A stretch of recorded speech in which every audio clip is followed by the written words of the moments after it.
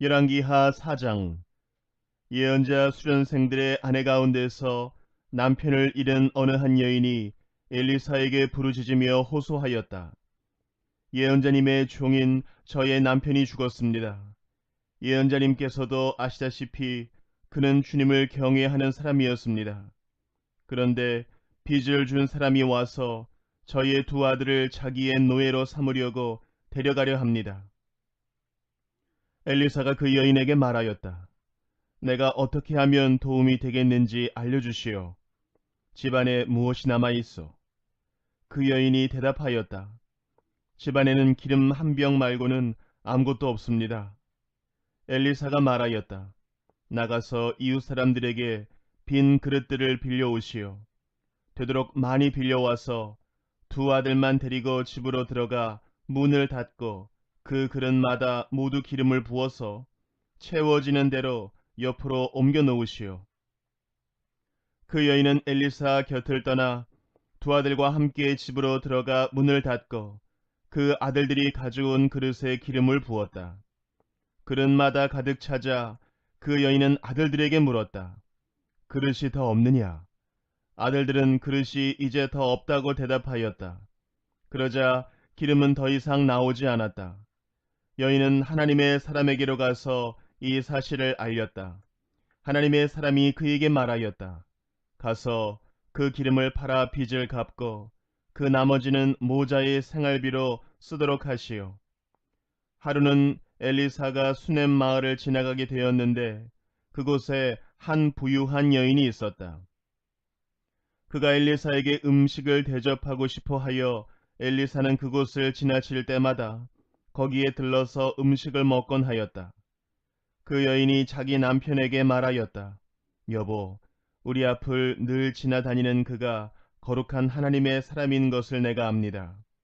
이제 옥상에 벽으로 둘러친 작은 다락방을 하나 만들어서 거기에 침대와 탁자와 의자와 등잔을 갖추어 놓아둡시다. 그래서 그가 우리 집에 들르실 때마다 그곳에 들어가서 쉬시도록 합시다. 하루는 엘리사가 거기에 갔다가 그 다락방에 올라가 누워 쉬게 되었다. 엘리사가 자기의 젊은 시종 게하시에게 수넴 여인을 불러오라고 하였다. 게하시가 그 여인을 불러오니 그 여인이 엘리사 앞에 섰다. 엘리사가 게하시에게 말하였다. 부인께 이렇게 여쭈어라. 부인, 우리를 돌보시느라 수고가 너무 많소. 내가 부인에게 무엇을 해드리면 좋겠소? 부인을 위하여 왕이나 군사령관에게 무엇을 좀 부탁해 드릴까요? 그러나 그 여인은 대답하였다. 저는 저의 백성과 한데 어울려 잘 지내고 있습니다. 엘리사가 게하시에게 물었다. 그러면 내가 이 부인에게 무엇을 해주면 좋을까? 게하시가 대답하였다. 생각나는 것이 있습니다. 이 부인에게는 아들이 없습니다. 그의 남편은 너무 늙었습니다. 엘리사는 게하시에게 그 여인을 다시 불러오게 하였다. 게하시가 그 여인을 부르니 그 여인이 문 안에 들어섰다. 엘리사가 말하였다. 내년 이맘때가 되면 부인께서는 품에 한 아들을 안고 있을 것이요. 여인이 대답하였다. 그런 말씀 마십시오. 예언자님, 하나님의 사람께서도 저 같은 사람에게 농담을 하시는 것입니까? 그러나 그 여인은 임신하였고 엘리사가 말한 대로 다음 해 같은 때에 아들을 낳았다. 그 아이가 자랐는데 하루는 그 아이가 자기 아버지가 곡식 빼는 사람들과 함께 곡식을 거두고 있는 곳으로 나갔다. 갑자기 그 아이가 아이고 머리야, 아이고 머리야 하면서 아버지가 듣는 데서 비명을 질렀다. 그의 아버지는 함께 있는 젊은 일꾼더러 그 아이를 안아서 어머니에게 데려다 주라고 일렀다. 그 일꾼은 그 아이를 안아서 그의 어머니에게로 데리고 갔다. 그 아이는 점심때까지 어머니의 무릎에 누워 있다가 마침내 죽고 말았다. 그러자 그 여인은 옥상으로 올라가서 하나님의 사람이 눕던 침대 위에 그 아들을 눕히고 문을 닫고 나왔다. 그리고 그 여인은 남편을 불러서 이렇게 말하였다. 일꾼 한 사람과 암나귀 한 마리를 나에게 보내주십시오. 내가 얼른 하나님의 사람에게 다녀오겠습니다. 남편이 말하였다. 왜 하필 오늘 그에게 가려고 하오? 오늘은 초하루도 아니고 안식일도 아니지 않소. 그러나 그의 아내는 걱정하지 말라고 대답하며 나귀의 안장을 지우고 일꾼에게 말하였다. 내가 말하기 전까지는 늦추지 말고 힘껏 달려가자. 이 여인은 곧 갈멜산에 있는 하나님의 사람에게 이르렀다. 때마침 하나님의 사람이 멀리서 그 여인을 보고 그의 시종 게하시에게 말하였다. 저기 수냄 여인이 오고 있구나. 달려가서 맞아라. 부인께 인사를 하고 바깥 어른께서도 별거 없으신지 그리고 아이도 건강한지 물어보아라. 게하시가 달려가서 문안하자 그 여인은 모두 별거 없다고 대답하였다. 그런 다음에 곧 그 여인은 산에 있는 하나님의 사람에게로 가서 그의 발을 꼭 껴안았다. 게하시가 그 여인을 떼어 놓으려고 다가갔으나 하나님의 사람이 말리면서 말하였다. 그대로 두어라. 부인의 마음속에 무엇인가 쓰라린 괴로움이 있는 것 같구나. 주님께서는 그가 겪은 고통을 나에게는 감추시고 알려주지 않으셨다. 여인이 엘리사에게 말하였다. 예언자님, 제가 언제 아들을 달라고 하였습니까? 저는 오히려 저 같은 사람에게 농담을 하지 마시라고 말씀드리지 않았습니까? 엘리사가 게하시에게 말하였다. 허리를 단단히 묶고 내 지팡이를 들고 가거라. 길을 가다가 어떤 사람을 만나도 인사를 해서는 안 된다. 인사를 받더라도 그에게 대꾸를 해서는 안 된다. 그리고 가거든 내 지팡이를 그 아이의 얼굴 위에 놓아라. 그러나 아이의 어머니는 말하였다. 주님의 살아계심과 예언자님의 목숨이 살아계심을 두고 맹세합니다. 저는 어떤 일이 있어도 예언자님을 떠나지 않겠습니다. 엘리사는 하는 수 없이 일어나서 그 부인을 따라 나섰다. 게하시가 그들보다 먼저 가서 그 아이의 얼굴에 지팡이를 올려놓아 보았으나 아무런 소리도 없었고 아무런 기척도 없었다. 게하시가 엘리사를 맞으려고 되돌아와서 그에게 말하였다. 아이가 깨어나지 않습니다. 엘리사가 집안에 들어가서 보니 그 아이는 죽어 있었고 그 죽은 아이는 엘리사가 눕던 침대 위에 뉘어 있었다. 엘리사는 방 안으로 들어가서 문을 닫았다. 방 안에는 엘리사와 그 죽은 아이 둘뿐이었다. 엘리사는 주님께 기도를 드린 다음에 침대 위로 올라가서 그 아이 위에 몸을 포개어 엎드렸다. 자기 입을 그 아이의 입 위에 두고 자기 눈을 그 아이의 눈 위에 두고 자기의 손을 그 아이의 손 위에 넣고 그 아이 위에 엎드리니 아이의 몸이 따뜻해지기 시작하는 것이 아닌가. 엘리사가 잠시 내려앉았다가 집안 이곳저곳을 한번 거닌 뒤에 다시 올라가서 그 아이의 몸 위에 몸을 포개어 엎드리니 마침내 그 아이가 7번이나 재채기를 한 다음에 눈을 떴다. 엘리사가 게하시를 불러서 수냄 여인을 불러오게 하였다. 게하시가 그 여인을 불렀다. 그 여인이 들어오니 엘리사가 그 여인에게 아들을 데리고 가라고 하였다.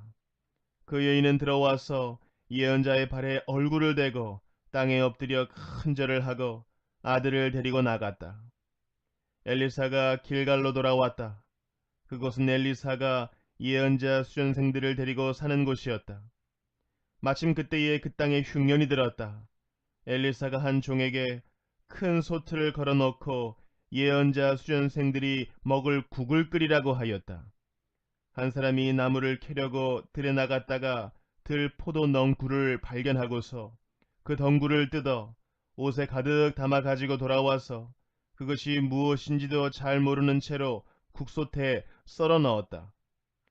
그들이 각자 국을 떠다 먹으려고 맛을 보다가 깜짝 놀라 하나님의 사람을 부르며 그 솥에 사람을 죽게 하는 독이 들어있다고 외쳤다. 그래서 그들이 그 국을 먹지 못하고 있는데 엘리사가 밀가루를 가져오라고 하여 그 밀가루를 솥에 뿌린 뒤에 이제는 먹어도 되니 사람들에게 떠다 주라고 하였다. 그러고 나니 정말로 솥 안에는 독이 전혀 없었다. 어떤 사람이 바알 살리사에서 왔다.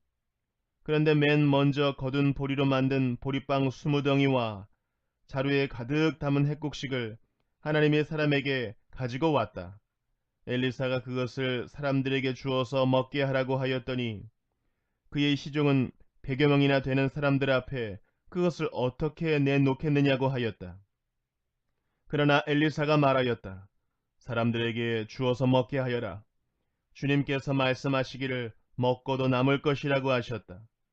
그리하여 그것을 100명이나 되는 사람들 앞에 내놓으니 주님의 말씀처럼 사람들이 배불리 먹고도 남았다. 디모데전서 1장. 우리의 구주이신 하나님과 우리의 소망이신 그리스도 예수의 명령으로 그리스도 예수의 사도가 된 나 바울이 믿음 안에서 나의 참 아들이 된 디모데에게 이 편지를 씁니다.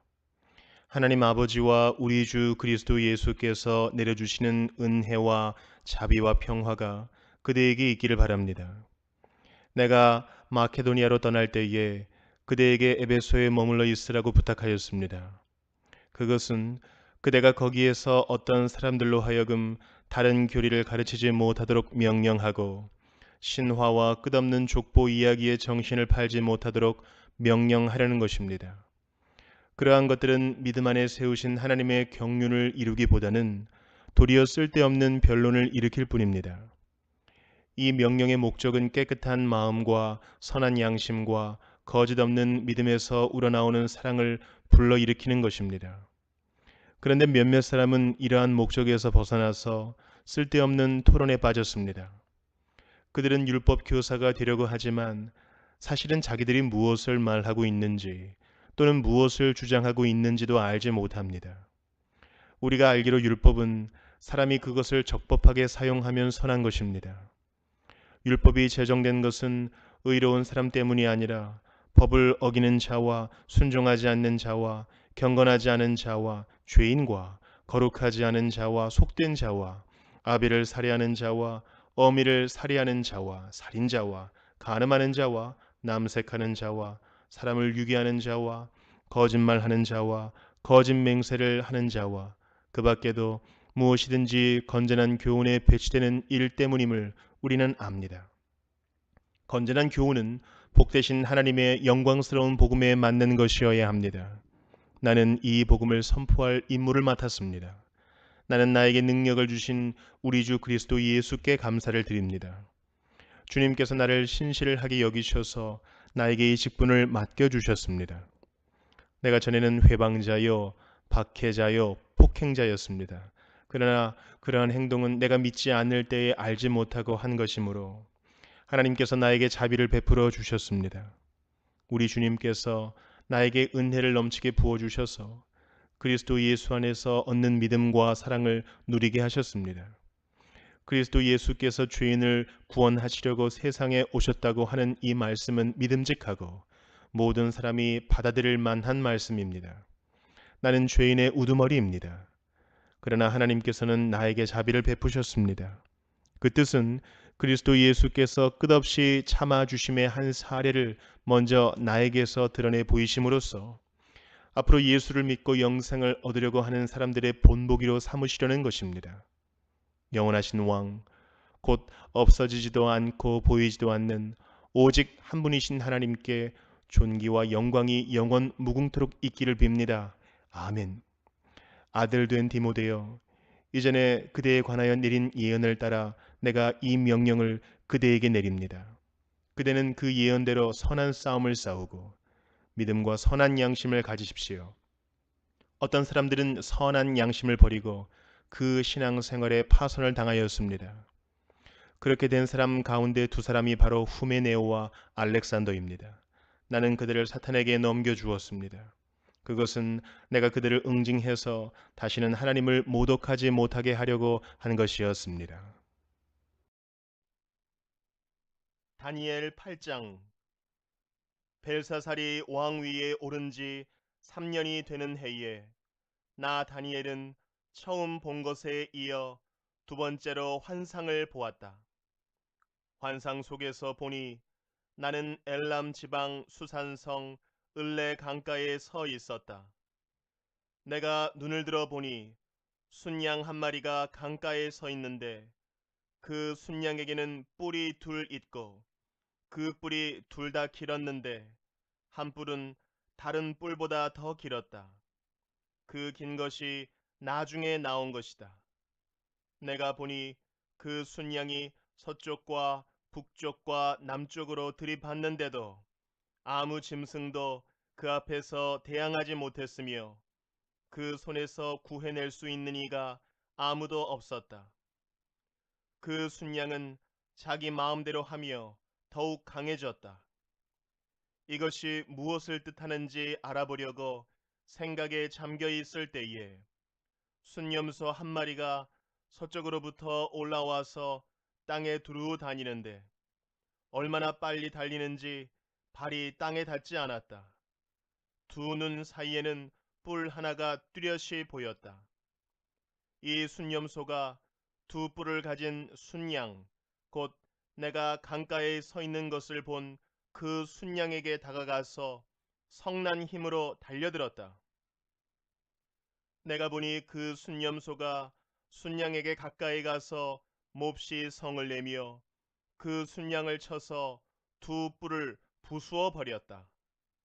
그 순양은 순념소와 맞서서 싸울 힘이 없었다.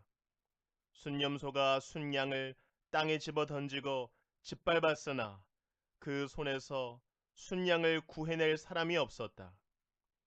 순념소가 매우 강해지고 힘이 세어졌을 때에 그 큰 뿔이 부러지고 그 자리에 뚜렷하게 보이는 뿔 넷이 하늘 사방으로 뻗으면서 돋아났다.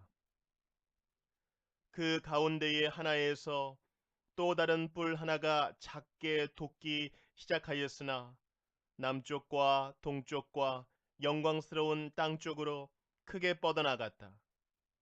그것이 하늘 군대에 미칠 만큼 강해지더니 그 군대와 별 가운데서 며칠 땅에 떨어뜨리고 짓밟았다.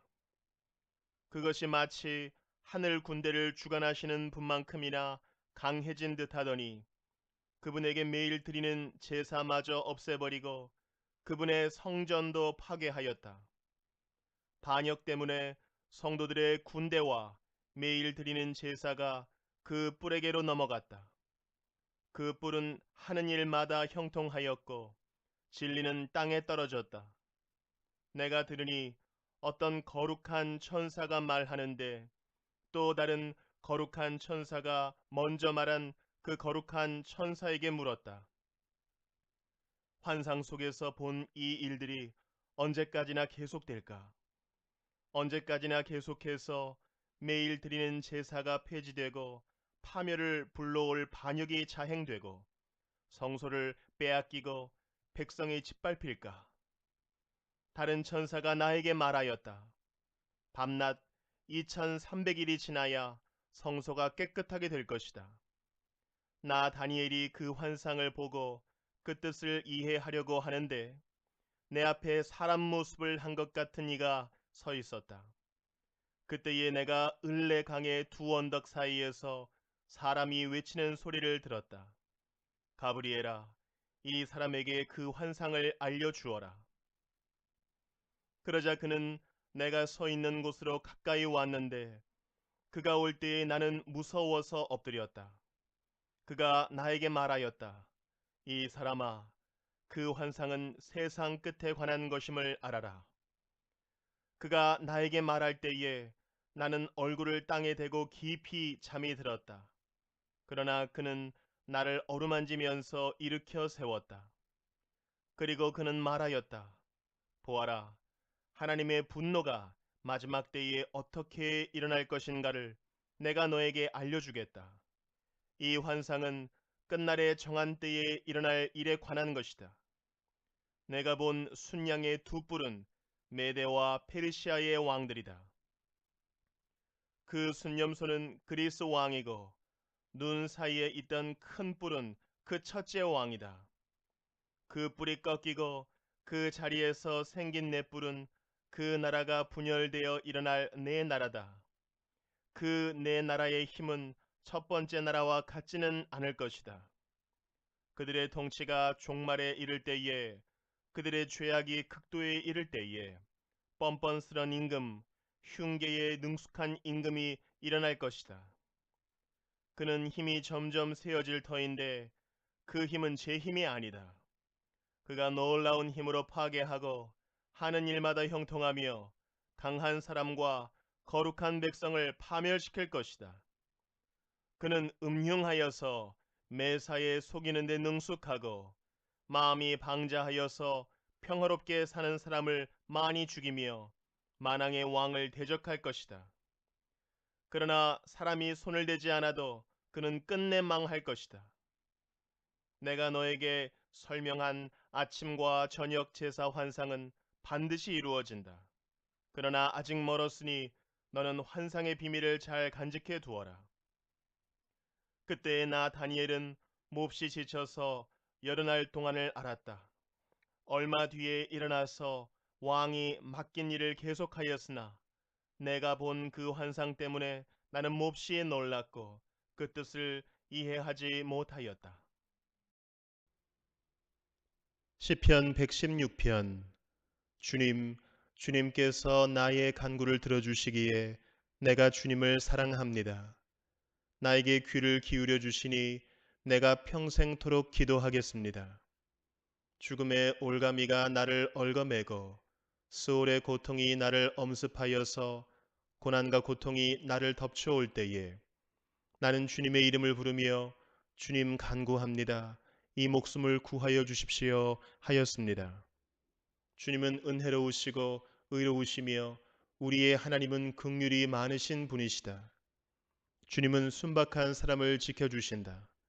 내가 가련하게 되었을 때에 나를 구원하여 주셨다. 내 영혼아, 주님이 너를 너그럽게 대해 주셨으니 너는 마음을 편히 가져라. 주님께서 내 영혼을 죽음에서 건져주시고 내 눈에서 눈물을 거두어 주시고 내 발이 비틀거리지 않게 하여 주셨으니 내가 살아있는 동안 주님 보시는 앞에서 살렵니다. 내 인생이 왜 이렇게 고통스러우냐 하고 생각할 때에도 나의 믿음은 흔들리지 않았습니다.